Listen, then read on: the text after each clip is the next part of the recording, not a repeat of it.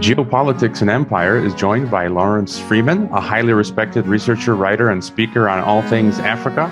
He's led a delegation of U.S. state legislators to Sudan to prove the slavery charges against the Khartoum government were fraudulent. He served as a member of AFRICOM's advisory committee and is vice chairman of the Lake Chad Basin Scientific Committee. He also teaches courses on the history of Africa. Thank you for joining the podcast, Mr. Freeman. How are you doing, and are you staying safe and healthy? Yes, so far so good. I've been vaccinated for several months and take the appropriate precautions. And during the COVID crisis last year and this year, I've traveled to Africa many times. So everything seems to be going well as my health conditions are concerned. Thank you very much for asking. All right, that's good to hear. Before I get to my first question, let me just remind listeners to please subscribe to the Geopolitics and Empire email list, Telegram channel, and everywhere else, as I'm being censored and as I'm doing this full time now. Your donations are not only appreciated, but essential. So, Mr. Freeman, I have been looking for an expert to discuss Ethiopia in particular and Africa in general, and finally stumbled upon your work, and I absolutely loved it. Just so listeners know, putting together this podcast is a lot of work, and sometimes it can be hard to find quality guests and track them down. It was interesting to know that my recent podcast guest, Matthew Arrett, has regularly interviewed yourself.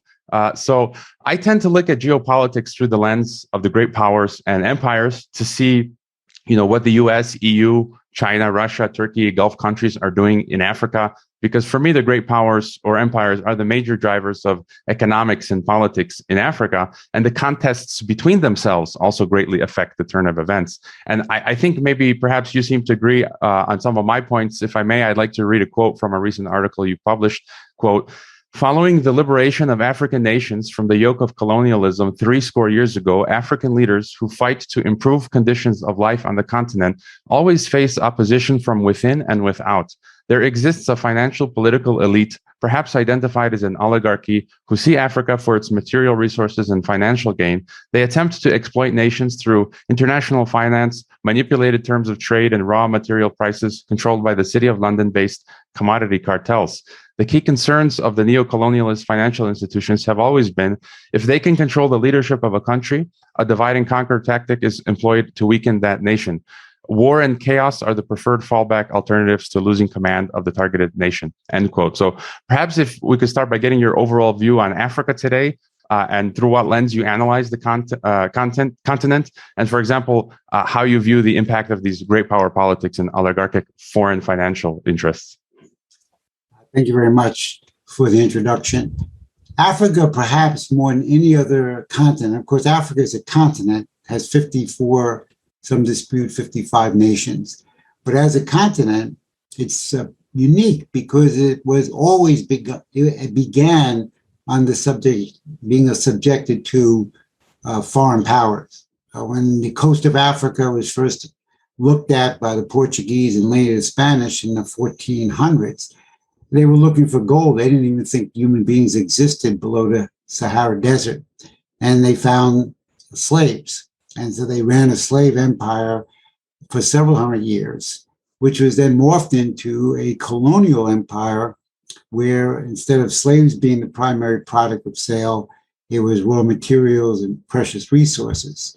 And the African countries only started to become independent in large scale in the 1960s, a few before that. Ethiopia, which we'll discuss later on, is unique in that it was never colonized. It defeated the Italian Empire on the battleground in Adwa, March 1st, 1898 or 96. So they don't have an independence day because they were never colonized. And Africa during the 60s became liberated, so to speak, politically, not much economically. And it's still been under the control of international financial elites who manipulate the continent primarily through financial means, but also through political control and divide and conquer tactics.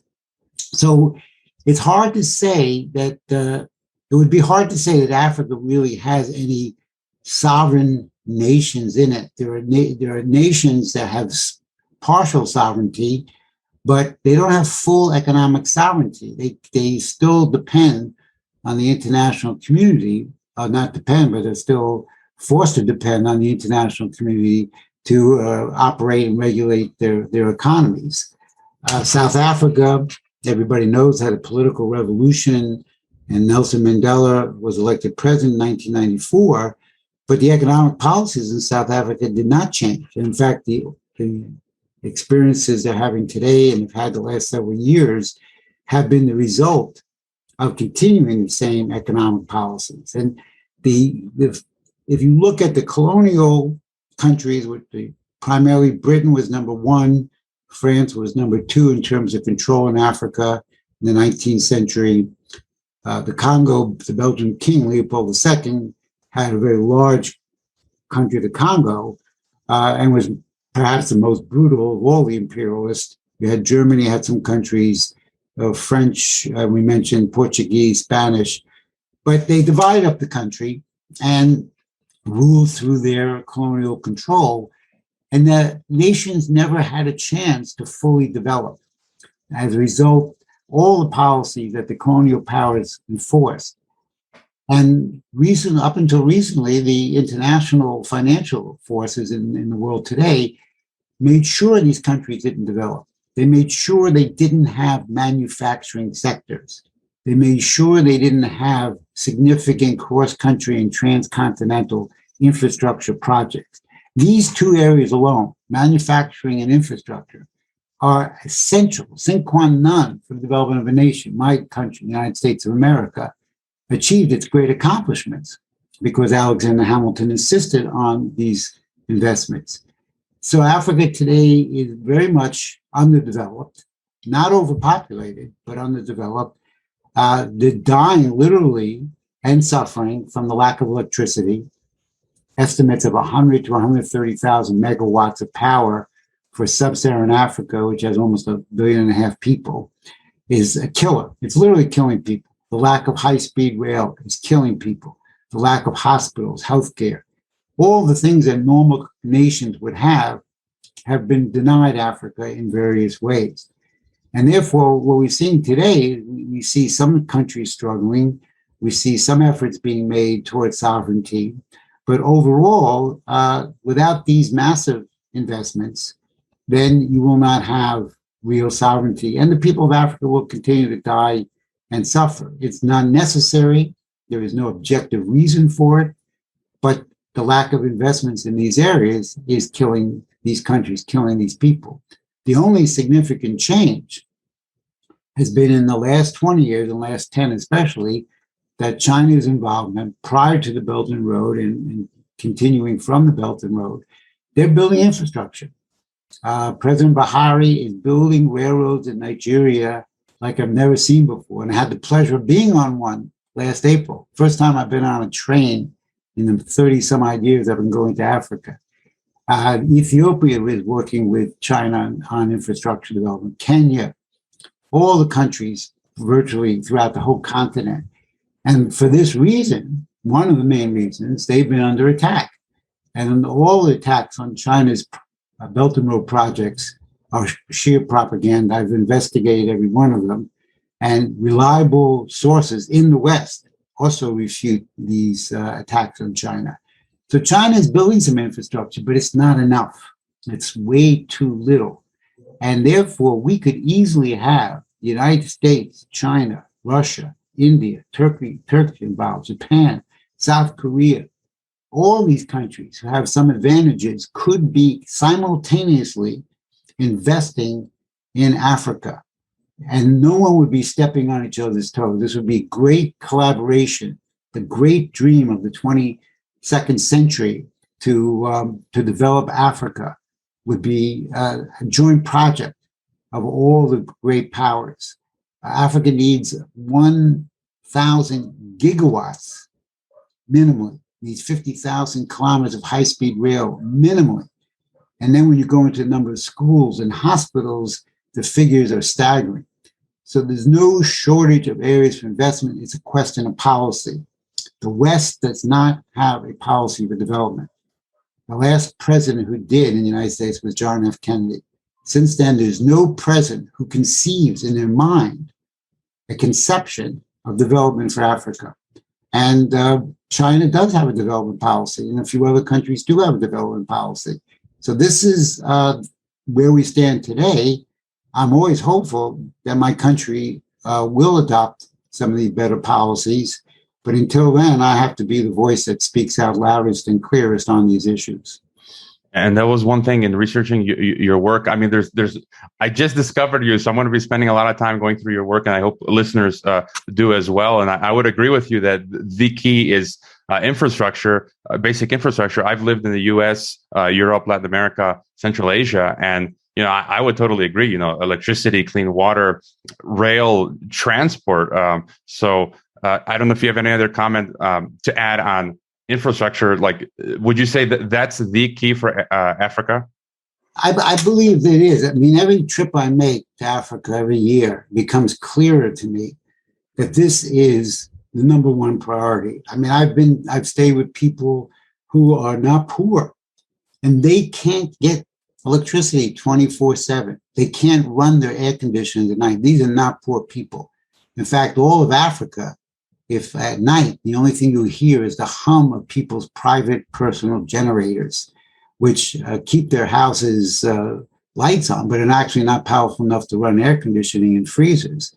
This is an abomination. I mean, we're in the 21st century, and this is completely unacceptable politically, morally, economically. And if we don't do this, all the human rights groups, those people who are sincere and those people not so sincere, and all the NGOs and all the resolutions from the United Nations, the development proposals they have for 10 years, 15 years, all of this is a fraud if it doesn't include building electricity now massively, and not using sunlight, but using the most advanced means of nuclear energy and other forms of energy.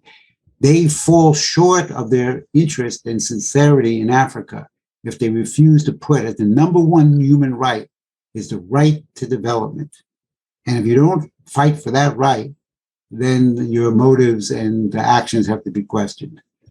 And as you mentioned previously, so there are these interests that are deliberately acting to prevent Africa from developing their infrastructure and in general developing. Before getting into Ethiopia, I think it's worth getting your take on what happened to Gaddafi and Libya, since you wrote in a recent article as well that the same cast of characters who destroyed Libya are attempting to undermine Ethiopia today with their fake and hollow cries for democracy, rule of law, and human rights. What's your take on what Libya and Gaddafi represented? I remember reading that they had Gaddafi's Libya had the best health care in all of Africa and things such as this. And so, what's your take on what Libya represented and what happened to it?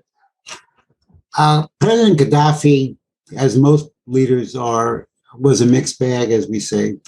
I had my disagreements with him when he was arming parts of the four. I was very active in Sudan for a period of 10 to 15 years on the issue of the four and opposing the separation of the country. And those things he did were not helpful, flooding certain areas with guns. On the other hand, he was supporting the idea of an African development bank that would focus on infrastructure. I found out only the recent, maybe 3 years ago, that President Gaddafi supported Transaqua, which is a project I've been promoting for a quarter of a century to recharge Lake Chad and stop the destruction of the Lake Chad Basin. And he was a supporter of that. So he had some very positive sides to his outlook, and he was trying to unify Africa in his own way, not probably the way I would do it. And he was taken out. And don't forget, he was a very close ally of Tony Blair and others. And I'm reminded, if your readers want to stretch out their interest, look at the op-ed by Tony Blair. I think it was in the Saturday or Sunday, maybe Saturday, London Sunday Times, where he's attacking the pullout from Afghanistan because he said we can't give up on the right of us in the developing sector to intervene when necessary to install democracy. So this is the guy who pushed the responsibility to protect, in 1999, the International Criminal Court, which is another version of it. So you have these interests around the world who believe that their view and their insistence that what they call democracy is not what you think democracy is. They think democracy is imposing their will and their interest on the country. And even though they got Gaddafi to give up nuclear weapons, that was not good enough. And if you look at the effects of what happened, and in October will be now a 10-year anniversary of the overthrow of Gaddafi, the destruction that has taken place is unbelievable, beyond belief. First of all, Libya has been a failed state for 10 years. Sub-Saharan Africans have been enslaved and have died in Libya on their way across, trying to get across the Mediterranean. When the government was overthrown, the Tuaregs and others raided the deposition, the warehouses where the weapons and munitions were kept, put them in their pickup trucks, rode across the desert. Boko Haram expanded, ISIS expanded, Al-Qaeda expanded. And it's still, the Sahel is still ungovernable today. And we can put the blame of that on the French government, I believe it was Sarkozy who was in power then, and the great liberal Obama, and his great cast of liberals around him, which includes people in office today. President Biden, Samantha Powers, Gail Smith, Susan Rice. These were the people, among others, who strongly advocated, possibly Samantha Powers was the most vociferous in demanding military action against Gaddafi, according to the memoirs of Robert Gates. And these people do not really believe in what democracy is to you and I. Their view is a dictatorship of their policies. And they go under the guise of democracy. And like Tony Blair said over the weekend, this is our right. We have to intervene. So sovereignty in Africa is completely ignored. In fact, many of the so-called do-good organizations, they call them, they violate sovereignty all the time in Africa. They don't get visas to many of these people when they were trying to overthrow the government in Sudan. They sneaked across the border from Chad. They don't respect these countries as nations. For me, sovereignty is fundamental. It's a concept that has become a reality. You cannot run a nation, and a civilization cannot progress from one generation to the next without a sovereign nation state. And that is essential for the survival of Africa, along with investments in infrastructure. And both of these issues, sovereignty and economic development, are on the top of my list of things I support in Africa that unfortunately in my country, the United States, opposes at the moment. Yeah, and I'm as an American myself, I would agree with you. And that's one of the things that's bothered me the most is as I came to learn about the realities of American empire and U.S. foreign policy. I was a Peace Corps in Mongolia, and I lived recently in Kazakhstan, and I learned of how the U.S. used NGO, they use NGOs like National Endowment for Democracy and others to overthrow countries that want to retain their sovereignty. And that's been the big issue for me. I, as an American, get angry to see my country overthrowing other countries and getting rid of their own sovereignty. Unfortunately, I must admit, I have neglected Africa in my own study and on this podcast, but I do hope to change that. So my knowledge of what is happening currently in Ethiopia is lacking and limited. So, Mr. Freeman, if you could help us understand, what's happening in Ethiopia now, and who are the real players? What is the true source or root of the conflict? Yeah, it's a long story. People go to my website. I have a lot of history on Ethiopia, Lawrence Freeman, AfricaandTheWorld.com. But I'll summarize some of the key points of this because right now the West is behaving in a way that is going to actually is attempting to undermine the existence of Ethiopia and create instability in the Horn of Africa, which, if you look on your map, is the eastern section of Kenya, Ethiopia, Somalia, Eritrea, possibly Sudan. Yes. In this area of the world, Ethiopia has been the most stable ally of the United States for the last 30 years. And now it started under the Trump administration and it's actually gotten worse.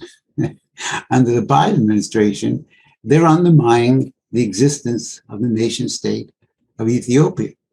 Ethiopia has an absolute fascinating history. It goes back 3,000 years. So it's one of the oldest civilizations in the world, just like China is and the Persian.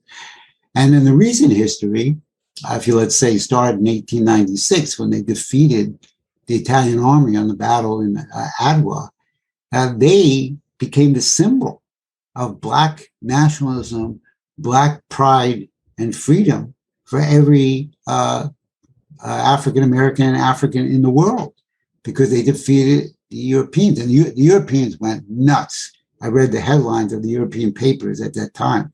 They were scared because they never thought that these low-level savages, as they thought they were, could defeat a modern army. And because of this, Ethiopia has a certain mindset, I would call it, that is different than I've seen in other African nations. And they take on bold actions. They have a vision that goes beyond the next day in terms of practicality. And I think this comes from their history.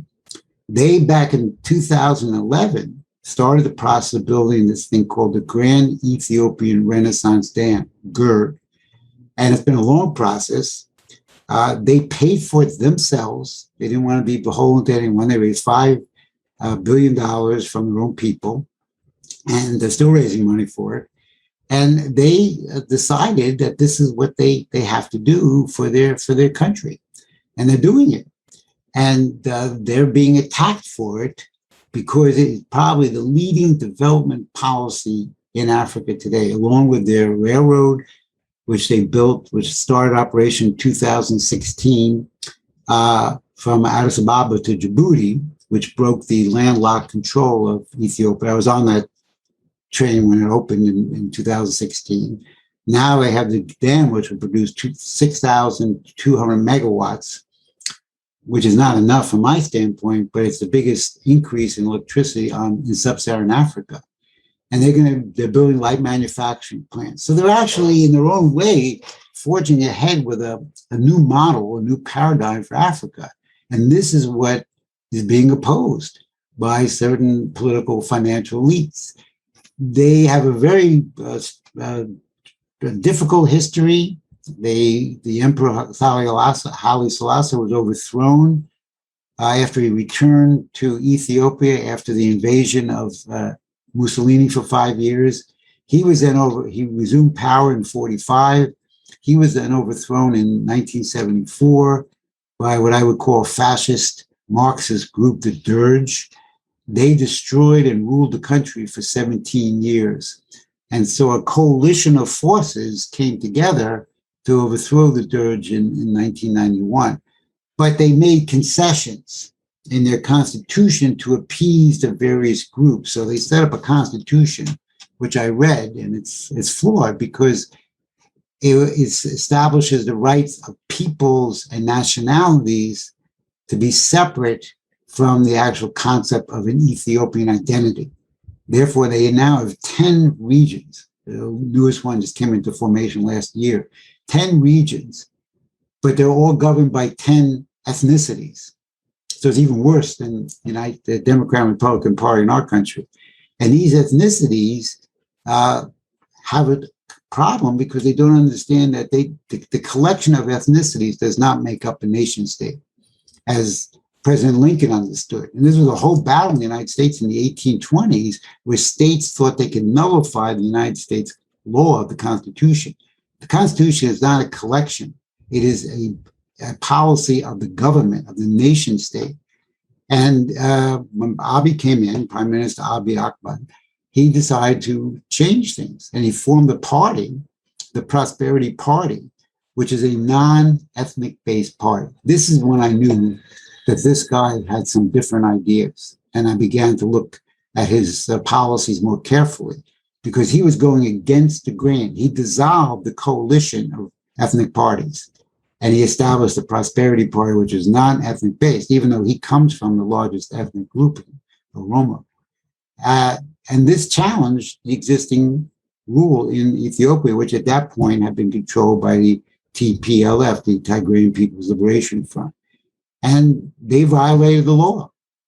And they attacked a military outpost in Tigray, in the city of Mekelle, the capital, and murdered soldiers overnight and began their drive for independence. And Abiy Ahmed responded, as I believe Abraham Lincoln did, and other presidents should do, which is militarily responded. The unfortunate thing is that the West, either through a lack of vision or stupidity or conscious intent, began supporting the rebels as if he would support the Confederacy against Lincoln. And they began undermining the prime minister and his party and his government consistently up until very recently. There's only been a slight change in the last week. And this encouraged the ethnic groupings to move even more aggressively to dismember the country. So the country needs to be held together.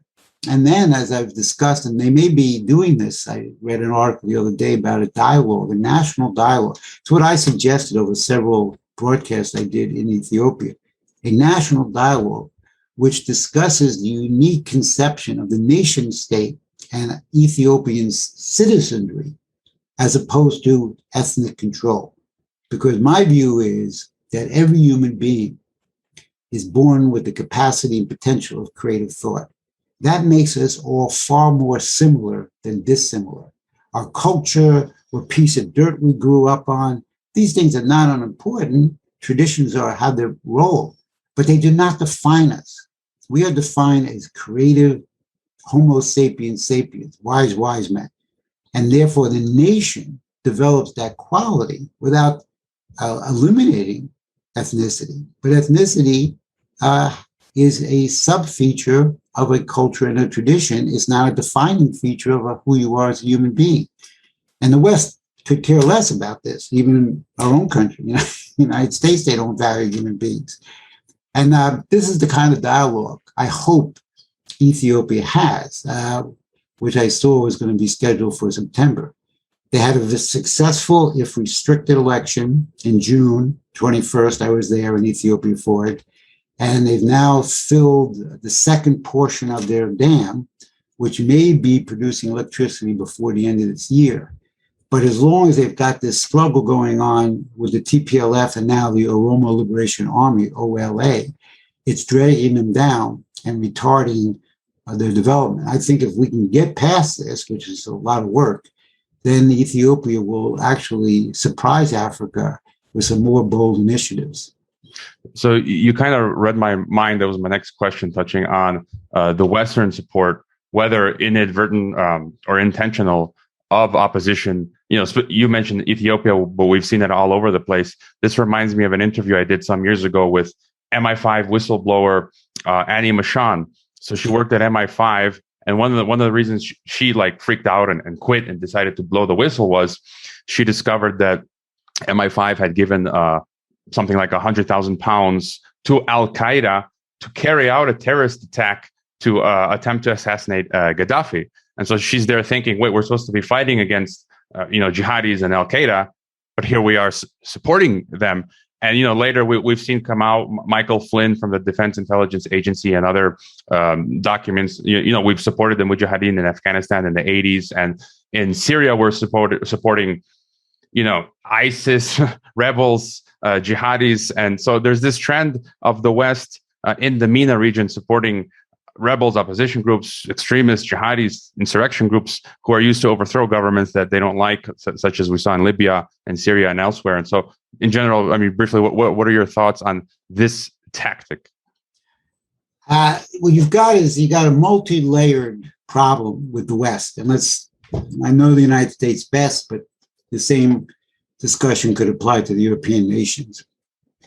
First of all, you have uneducated elected officials in Congress and the Senate, which is not surprising because our whole culture in the United States has been dumbed down over the last 60 years about. And therefore, the people we represent are also have that same defect. Therefore, you have very, very few, maybe I can count them on one hand, of congressmen and senators who have any in-depth knowledge of any country in Africa, much less Ethiopia. They will go along whether it's ever pushed. So you have a level of ignorance to begin with. Now you add on to that the fact that you do have people who want to impose their agenda on countries in the rest of the world. I call it the liberal democracy dictatorship.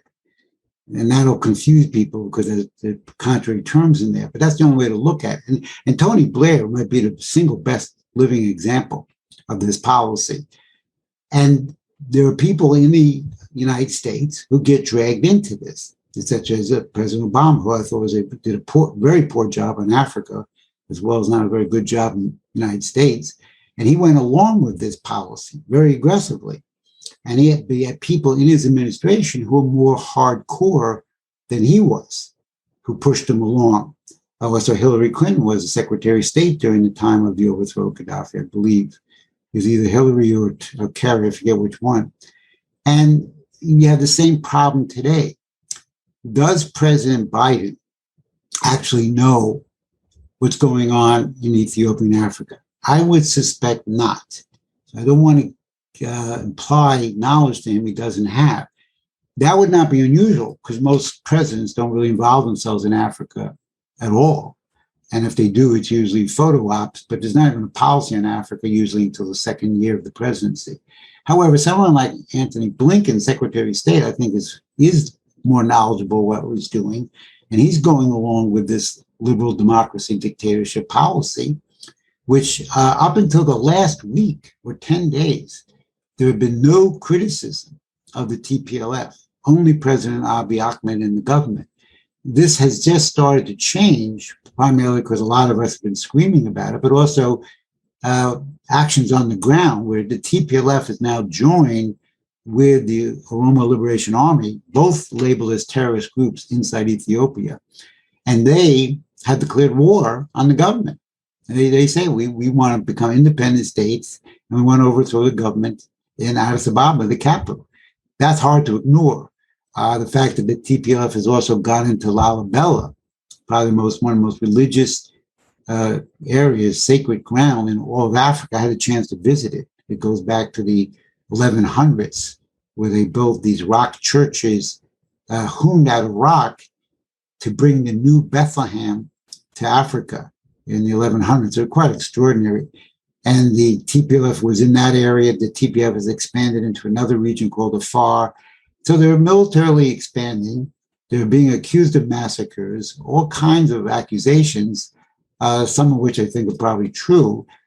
But this is now forced some people in Washington to at least say, yes, the TPLF is also a problem. But by forcing the prime minister, who was elected, he was elected the head of the country. You may not like it. I don't like every president that my country elects, but that's law. They undermine him by giving support to the TPLF and by saying you have to meet with them and settle your dispute. Well, I remind people in my written articles that for the 4 years, don't forget the American Civil War started on April 12th, 1861, when the Confederacy attacked Fort Sumter. And then that's when a call to arms went out by President Lincoln. So that was the first bullets started flying then. And for 4 years, hundreds of thousands of people died, soldiers died, maybe up to 750,000, they say. And people were always telling President Lincoln, you have to negotiate and negotiate. He would say, he would never recognize them except as rebels. And he often said, the only negotiations I will have is their unconditional surrender. Yet the West was pressuring and cutting off $130, $150, $180 million of development money that they normally would give to Ethiopia. And this is very destructive. And right now, Ethiopia is in danger. I'm not predicting anything's going to happen the next day, but it's a very difficult situation for a young country, a country that has just freed itself from the dirge only 30 years ago. And yet they're not getting support and they're not getting help. And therefore, on multiple levels, the West is consciously, unconsciously, ignorant, or otherwise contributing to the potential overthrow of a nation, which would then have an absolutely destructive effect in the Horn of Africa and in Africa.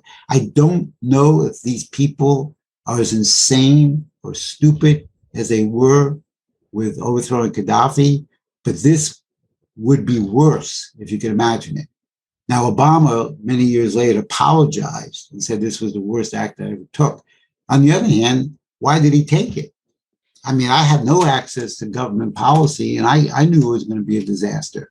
Surely some people around him knew and intentionally did it anyway. Do we have people who intentionally trying to break up Ethiopia? I would suggest we do. Whether the president knows that, I would be reluctant to say so. I would just mention when I used to teach university courses here in Mexico, I would use as primary source documents when we talked about the subject.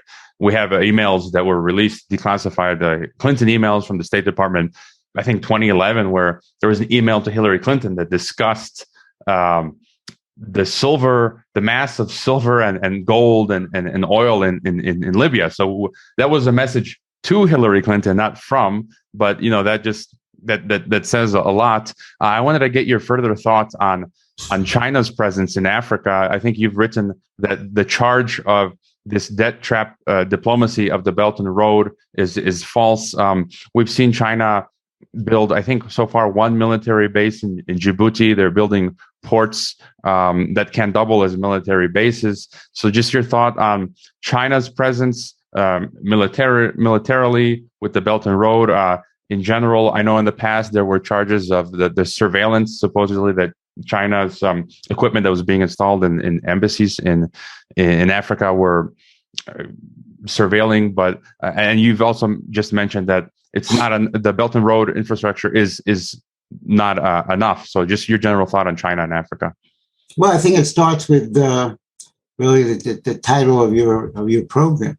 You had this insane destructive disease called geopolitics, which is actually, my recollection, well, recent history goes back to the British in the 1600s. I think it existed much earlier than that. And then this view, they've had that view that the world is fixed. It won't grow. And therefore, the only thing that the real interest of nations, which they mean empires, is are you on top or are you on the bottom? Do you have your foot on the other guy's throat, or does he have his foot on your throat? And it's called a fixed sum game. I mean, many people have written about it in Geopolitics. And they impose that diseased worldview on reality. And therefore, instead of seeing the world as a developing concept, which it is, I mean, that the universe was created to develop and grow. And mankind was created to intervene through his creativity to help the process of growth and development. And the whole history of civilization, going back, let's say, to the first signs of mankind 3-4 million years ago, proves this is the case. There's no antagonism between mankind and the universe. There's a coherence, as Leibniz said, a pre-established harmony. Therefore, to have a view that the universe is fixed immediately sets up a number of axioms that you then are going to follow, because you have to have control of the economy. You have to have control of finances. You have to have control of resources. You have to have control of countries. And this perverted worldview is what they impose on living nations. So they see China, they don't see that China is actually doing something positive that the West has refused to do. And I might add here, because I've been at this for 30 years, that the African leaders were very clear to me over a long period of time, and today, they would want the United States to do it. In some cases, they would prefer the United States and the West, but they won't do it. Are they supposed to sit there and not accept contracts to build ports, to build power plants, to build railroads? I mean, Nigeria had no railroads until they allied with China on building several $billion of investment in railroads. This is what nations should do. This is what the United States should be doing. We haven't done it since John F. Kennedy was in alliance with Kwame Nkrumah to build electricity in Ghana. And since then, we've not had any relationship like that. China comes along doing something useful, and the geopolitical nut jobs come out and say, oh, no, we have to stop China. We have to stop China. We have to stop China. And the Democrats and Republicans are both equally horrible on this question. When John Bolton became the national security advisor for Trump. He delivered a policy paper on Africa to the Heritage Foundation. And I think 18 times he attacked China and the Belt and Road in a policy on Africa, because they can't conceive that there is a commonality of interest between China as a nation and these independent African nations, just as there would be a commonality of interest between the United States and China if we had a development policy. And the information on China is clear. Anyone who pushes the line that they're bankrupting African nations, they're driving them into debt, they're employing their own labor, just chooses to lie, because you have Western companies, McKinsey Consulting Company, they came out with a very detailed analysis. 89% of the labor employed was employed from indigenous people in those nations. You have the Carey Research Center, China Africa Research Institute, as a branch of Johns Hopkins in Washington, D.C., SAIS, Strategic Advanced International Studies, and they have examined every single loan. Not one Chinese assets. Not once have the Chinese seized an African asset. Not once has China put a country into bankruptcy. Not once have they seized control. It's not one out of 3,000 loans. And the only case that is disputed is the case in Indonesia, which is very complicated. So the evidence is clear, yet people repeat this. Elected officials repeat it. Democrats repeat it. And they can read the same articles I read and write, but they choose to just lie because of propaganda. China has to be opposed because it is usurping the potential of the West to be the dominant power. And that's the reason they're opposed. It has nothing to do with Africa. It has nothing to do with the content of the policy. We cannot let China become a major political force more powerful than us in their geopolitical diseased outlook. And if we could change that view, we could change a lot. We could end poverty in Africa. I'm convinced we can. We can end hunger if we could actually get rid of the geopolitical doctrine and the mentality of thinking that dominates the Congress, dominates Washington, dominates the think tanks. And it's all wrong. And it doesn't represent America. It doesn't represent me. It doesn't represent America. And therefore, I have to stand up for what America really is and should be doing in Africa, as opposed to our elected officials. I just had one final question. You've mentioned already different ways of developing rail, dams, nuclear power. This topic has been curious for me. I don't know how well you know it, but the Economic Community of West African States, or ECOWAS, has discussed creating a common monetary currency by as soon as 2024. This sounds very much like the supranational model of the EU and the euro. Do you have any thoughts on such a project, whether it's a good idea or not? I'm not a big fan. I know what the Africans are trying to do. They have now set up the African Continental Free Trade Alliance that went into existence in January of this year. What they're trying to do is to take down the barriers between trade inside African nations and individuals in African nations. You may not know this, but only 15% of Africa trade is conducted with other African countries. 85% is conducted with the rest of the world. And that's partly because of lack of infrastructure, but other barriers. So there are monetary barriers, there are passport barriers. They're trying to break all that down and create a common market type approach of what is now 1.5 billion people, but by 2050 it could be 2.5 billion people. So that's the direction they want to go. The other area that the ECOWAS, I think the currency they talk about, they would call the ECHO, if I'm not mistaken. But the other problem that they're looking at, in that looking at that currency, is you've got the CFA, which is the French franc, which 14 African countries that were formerly under the French Empire use this African French franc, with the money controlled by the banks in Paris. And this is a modern form of imperialism. So how do you get rid of that control by that currency? That's another thought about some of the people who are pushing the other currency. My view tends to the direction of nation states with their own control of their own currency and their own credit. I understand what some people are trying to do and what the thoughts are behind it, but I believe in sovereignty very, very strongly. I probably have, on this level, I'm probably in disagreement with many Pan-Africanists who believe the whole continent should be united in one country. Kwame Nkrumah, who is the father of Pan-Africanism, if you read his books, he was in the United States during the Roosevelt administration being a student at Lincoln University in Pennsylvania, which I taught a class there once.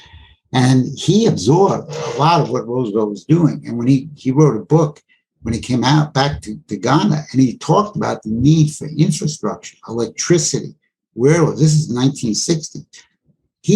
That thinking was absolutely correct. The idea that Africa should become one bloc or one country, I'm not a big supporter of that because I don't think that's going to work. But the underlying concepts behind some of the stuff that the leader of Pan-Africanism, Kwame Nkrumah, put forward are sound economic principles. He actually understood that these nations now had to be free from the West and could develop their country. And there are other writers, great Senegalese intellect Cheikh Anta Diop wrote a book in the 1960s talking not only about utilizing the great water of the Congo River, but the need for nuclear energy, 1960, and setting up nuclear energy engineering centers in Africa to learn how to operate nuclear energy.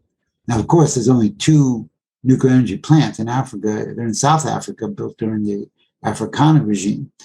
But there are 16 or 17 countries that have certain study proposals and projects for nuclear energy. But think about 1950s and 60s. This was being written about as an alternative to being controlled by the foreigners. So Africa is struggling to get independent, but unfortunately, I would say it's still neo-colonialism is everywhere in Africa. I mean, the French is one form. I spent a couple of weeks in Cote d'Ivoire. I got a very good, clear view of how the French operate. On the British, it's another side. And the U.S. doesn't really have never had a colonial interest in Africa, but we have a faction of people, an oligarchical faction in the U.S. establishment that is supporting these same policies, even though historically we never had a colony in Africa, which is a good thing.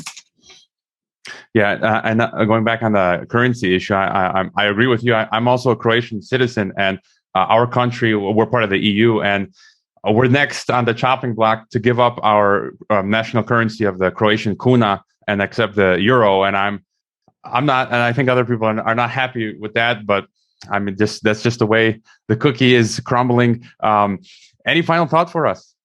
Well, I would say this, that there's a lot of very difficult conditions in Africa. We have millions of young children die before the age of 5, mainly from all curable diseases, respiratory diseases, diarrhea, etc. These problems can be solved. There is no reason for hunger. Africa has the largest amount of uncultivated arable land in the world. I've been all over the continent or parts of sub-Saharan Africa. It's very fertile. There is no objective policy. My view, and I'm now 70, I'm hoping that in my lifetime, we will end poverty and hunger in Africa. There's no objective reason for it. And therefore, we should call on all people of goodwill in the world and inside Africa to make a brute force commitment to develop the infrastructure that will allow people to have a standard of living. They will be able to bring home a paycheck, have a house so their children are not on the streets on this cancerous informal economy, which is disgusting, but going to school, learning a trade. If we built these railroads and we built these dams and we built these nuclear power plants, we would be employing hundreds of millions of young people, training them in skills. Don't forget, in 2050, the continent's going to have 2.5 billion people. 1 billion will be young people. Now, we don't employ them with these great projects now. what are we going to do 20 years from now? China is doing the right thing. They could be doing more, but they're in the right direction. There's a few other countries that are making some investments, but we need a lot more. And I'm hopeful that we can get enough wise people together in the West and around the world that will join together and say our commitment is to eliminate poverty and hunger in the African continent. And we will do that as a collaboration of peoples and nations.